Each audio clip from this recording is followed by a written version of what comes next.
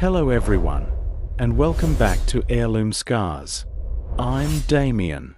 You know, we often think of war as something loud, explosions, shouting, chaos. But the most dangerous battles? They aren't fought on a field. They're fought across polished mahogany dining tables, over cups of Earl Grey tea, in rooms where the air conditioning is set just a little too cold. And the biggest mistake a family like the Sterlings can make is assuming that silence is the same thing as weakness. Today, we are going to hear Elena's story. On the surface, it looks like a classic tale: the wealthy, arrogant family versus the unwanted, common bride. They thought she was just a decoration. They thought she was fragile. But they forgot that diamonds aren't the only things that are hard to break. This is a story about patience, professional expertise, and how a simple piece of glass became a sharper weapon than any knife. So, grab your coffee, settle in, and don't let the sparkles fool you. Because sometimes, the brighter the shine, the darker the lie. If you're ready, let's open the file. Just like my husband, Julian, and his mother, Victoria. When I met Julian Sterling, he was the spoiled heir representing the old money of New York high society. I was a scholarship art history student working part-time in the university library. Or at least, that's what Julian thought. He saw me as a stylish accessory to hang on his arm, a mannequin for the display window who was required to smile beautifully at galas but was expected not to interfere in men's topics. To his family, and especially to his mother, Victoria, I was an unfortunate mistake that had contaminated the noble gene pool of the Sterling name. They never saw me as Elena. To them, I was that girl. Julian's penniless fling.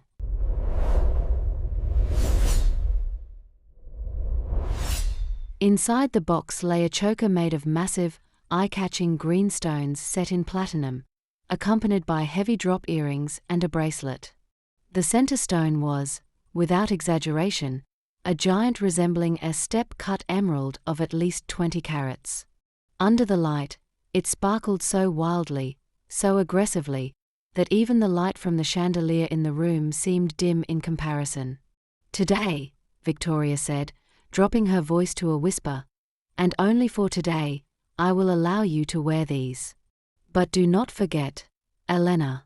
What you will carry around your neck is worth more than the money you will earn, or even dream of earning, in your entire lifetime. A single scratch, a single loss, and I will ruin you."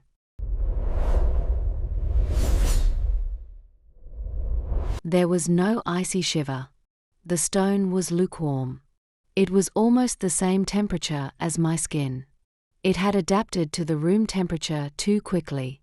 This was a characteristic of an amorphous structure, glass, not a crystal structure. I brought it to my lips and gently breathed on it. If this were an emerald, the fog on the stone should have disappeared instantly. But the fog seemed to hang on the stone for a moment before slowly fading. I opened my eyes. I looked at myself in the mirror. I smiled, not with horror, but with a sudden epiphany. These were not the legendary Romanov emeralds bought from the Tsar's cousin that Victoria had described with such relish. These were likely lead glass, cut to high quality in the late 19th or early 20th century. Or perhaps lab-grown synthetic spinels. The way they refracted light wasn't the soft, oily glow of an emerald. It was the sharp, hard glare of glass. The Sterling family's grand legacy was little more than glorified costume jewelry sold at a market. In that second, 1,000 scenarios ran through my mind. Was Victoria testing me? Was this a test to see if she would notice? Or did Victoria not know? No, a control freak like Victoria knew every penny of her fortune, every item in her inventory. As soon as the wedding ceremony ended, before we even cut the cake, Victoria appeared at my side. The moment the photographers moved away, she said, "You've put on enough of a show. and practically ripped the necklace from my neck, hurting me in the process. I need to put these back in the safe immediately.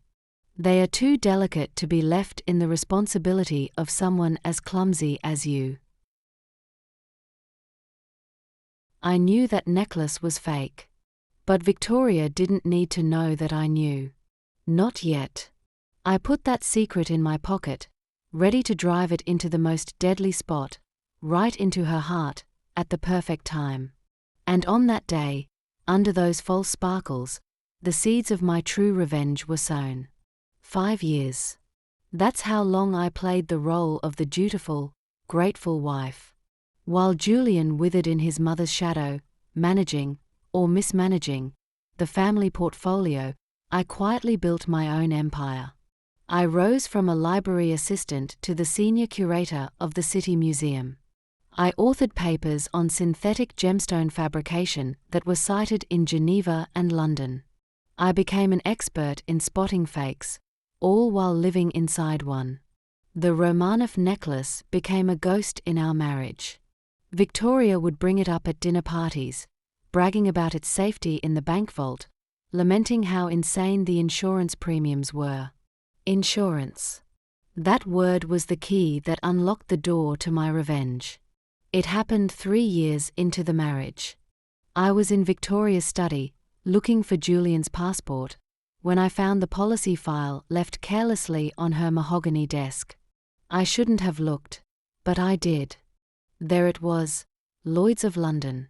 Policy #8892B item, Antique Emerald and Amp, Diamond Suite, the Romanov set.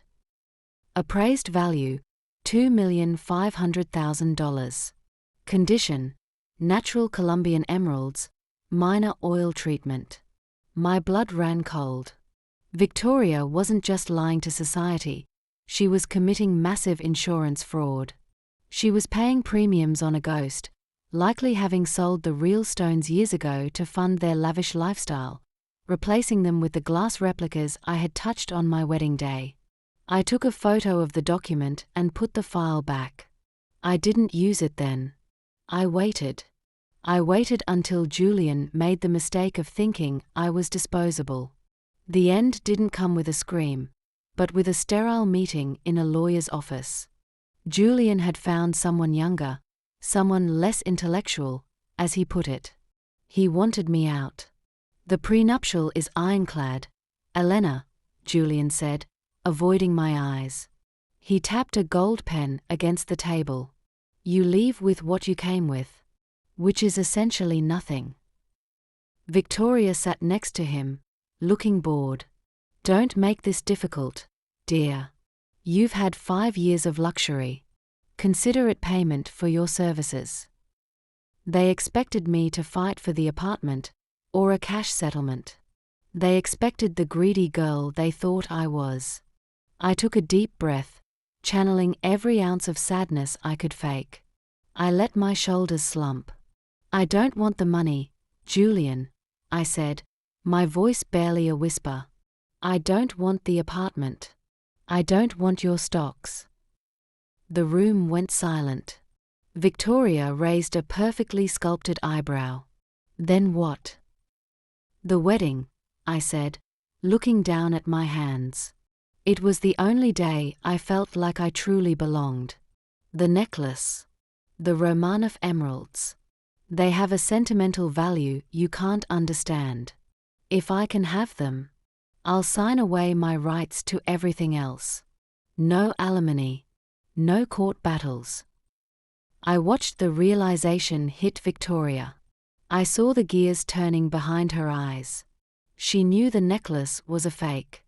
She knew she had sold the real ones years ago. If she agreed, she would be paying me off with worthless glass, saving herself millions in actual alimony, and keeping her liquid assets intact. In her mind, she was about to pull off the scam of the century, tricking her ex-daughter-in-law into accepting costume jewelry in exchange for a quiet divorce. She exchanged a glance with Julian, a look of predatory triumph. Well, Victoria said, fighting back a smirk. It is a significant family heirloom, valued at over $2 million. It is a huge concession. But, if it means we can end this amicably today, I suppose I can be generous. Thank you, I said, wiping away a fake tear. Just put it in the settlement agreement, specifying the value and description exactly as it is in your insurance policy. I want to make sure it's official. Done, Victoria said. She thought she was handing me trash. She didn't realize she was handing me the murder weapon. The handover took place in the sterile privacy of the bank's vault room 2 days later. Victoria was glowing. She looked like a cat that had just swallowed the canary and convinced the bird it was for its own good. Julian stood by the door, checking his watch, eager to be done with me. Here you are, Victoria said, sliding the heavy velvet box across the steel table. The Romanov emeralds. As agreed.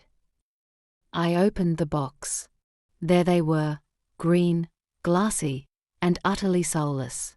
I didn't need a loupe to see the lack of inclusions. I could feel the lack of history. Thank you, Victoria, I said, keeping my voice steady. And the appraisal documents? All here, her lawyer interjected, handing over a thick stack of papers. Certifying the set as natural Colombian emeralds, valued at $2.5 million, as per the Lloyds of London policy. I signed the divorce papers. With that signature, I waived my right to alimony, the house, and Julian's assets. In exchange, I accepted this box as a settlement of equal value. Try not to pawn it at a pawn shop, darling, Victoria sneered as she stood up, smoothing her skirt. It would be an insult to the family history. I wouldn't dream of it, I replied. I intend to have it verified immediately. Just for insurance purposes, of course. Victoria laughed, a dry, dismissive sound, and walked out with Julian. They headed for the elevators, likely going to a champagne lunch to celebrate swindling me. I waited exactly 30 seconds. Then, I walked out of the vault room, but I didn't leave the bank. Instead, I turned left into the private conference room I had reserved an hour earlier. 2 men were waiting for me. One was Mr. Arthur, one of the most respected independent gemological appraisers in New York. The other was Detective Miller from the District Attorney's Fraud Division. Is that the item? Detective Miller asked, nodding at the box. This is it, I said, placing the velvet case on the table. Accepted as a settlement valued at $2.5 million, based on sworn financial disclosures. Mr. Arthur didn't waste time. He put on his jeweller's loupe and picked up the center stone. The silence in the room was heavy, broken only by the hum of the air conditioning. It took him less than 10 seconds. He looked up, a grim smile on his face. Synthetic spinel. High quality, probably early 20th century manufacture. But definitely not emerald. Market value? Maybe $500 for the platinum setting. I looked at the detective. There you have it.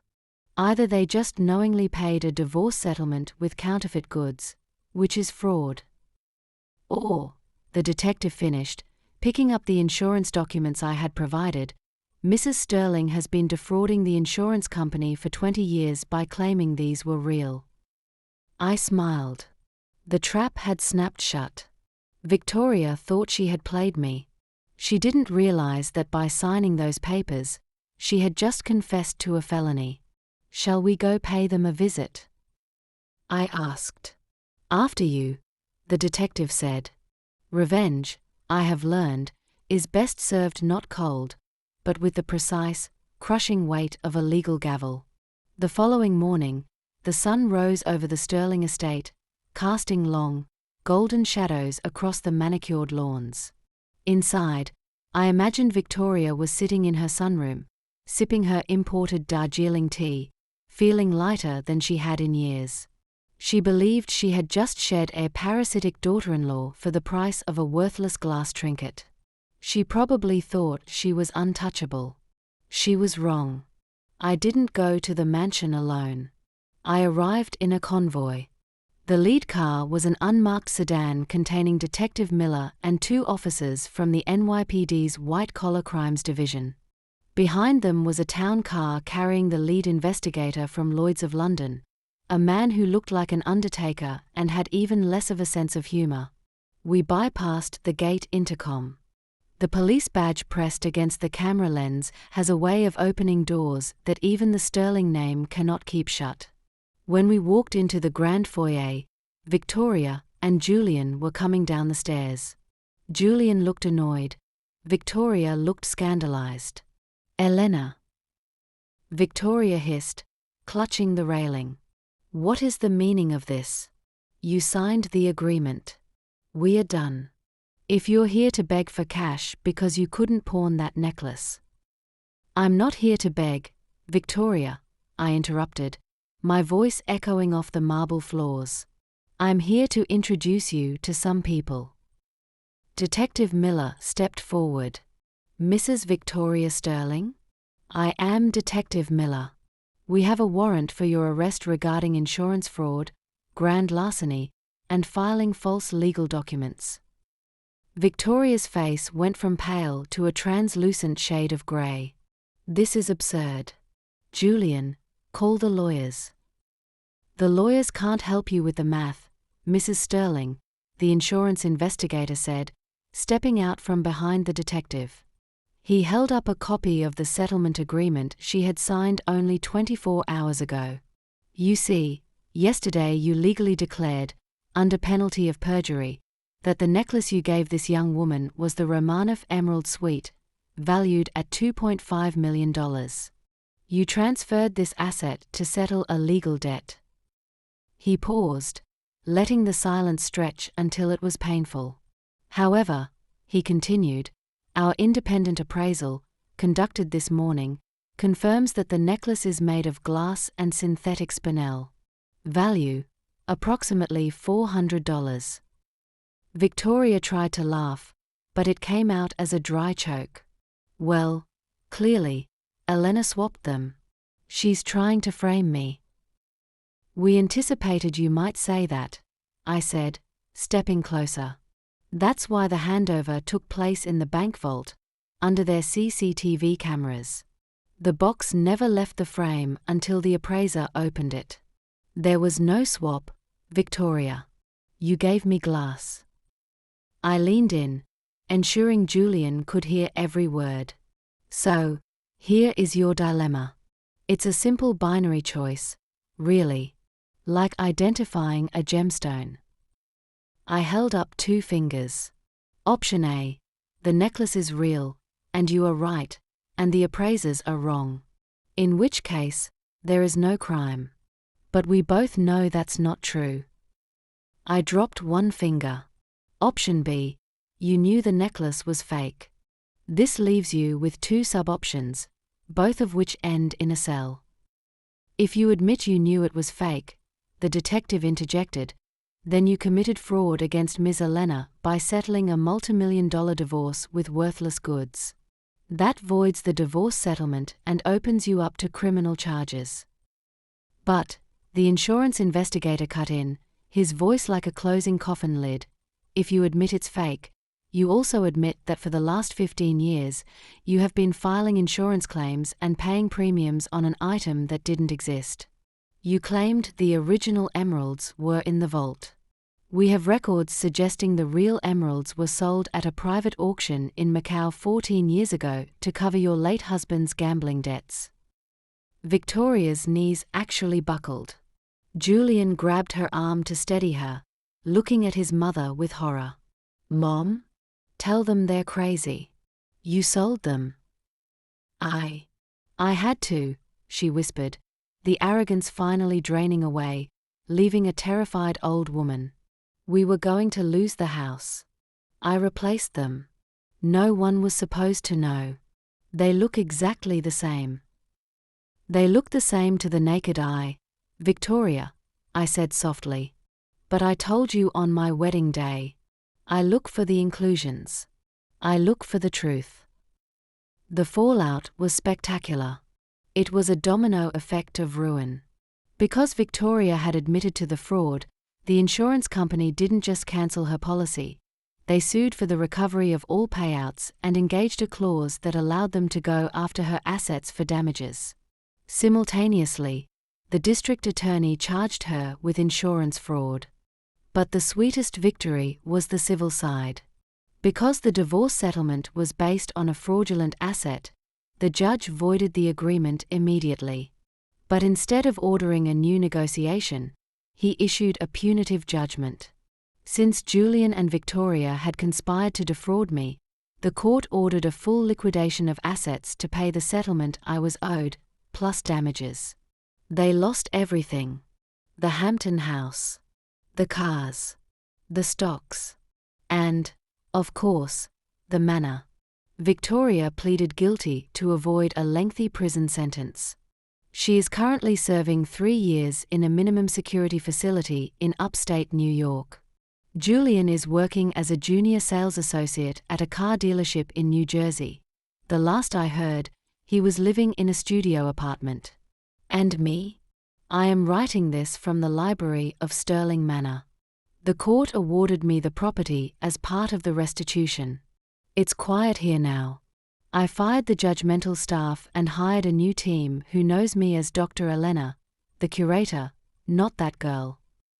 I reached out and picked up the necklace from the desk. The Romanov necklace. It sits in a frame on my wall now, not in a safe. It's worthless, monetarily speaking. Just glass and metal. But to me, it is the most valuable thing in this entire house. It is a reminder that value is subjective. To Victoria, it was a tool of deception. To Julian, it was a safety net. To me, it was the lens through which I finally saw them clearly. I walked to the window and looked out at the garden. The jardin of my life had been messy, full of cracks and flaws. But unlike a fake stone, those flaws were real. And because they were real, they were unbreakable. The ledger is balanced. The case is closed. And I have never slept better. And just like that, the heavy doors of Sterling Manor opened for the woman who was once afraid to even step inside. Only this time, she held the keys. Elena's story is a brutal reminder of a simple truth. Value isn't determined by the price tag on a box. It's determined by the eye of the beholder. And if there is one rule you should follow in life, it is this: never, ever underestimate the person who sits quietly in the corner, taking notes. Because some people don't get mad. They just wait for the audit. Now, I turn the floor over to you. Do you have an heirloom scar of your own? Maybe a story of family betrayal, a workplace injustice, or a quiet revenge that you've never told anyone.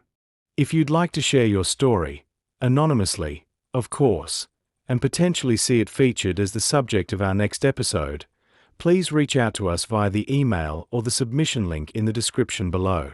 Your truth deserves a voice, and we are here to tell it. If you enjoyed watching this house of cards come crashing down, please hit that like button. It helps the channel more than you know. And make sure you're subscribed with notifications on. Trust me, you won't want to miss what we dig up next. I'm Damien. Until we unlock the next vault, stay sharp. Goodbye for now.